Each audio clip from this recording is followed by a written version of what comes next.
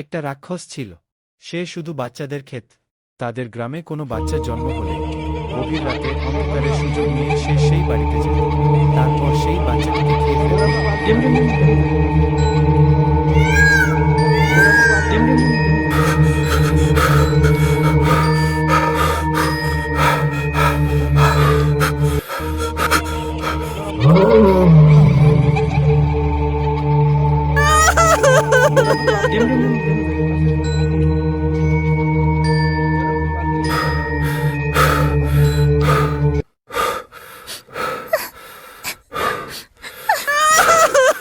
গ্রামের সবাই মিলে একদিন তাকে দেখতে পেল সেই খারাপ কাজগুলো। তারপর তাকে সবার মাঝে ডেকে এনে খুব কঠিন শাস্তি প্রদান করল, আগুনে পুড়ে ছাই বানিয়ে ফেল।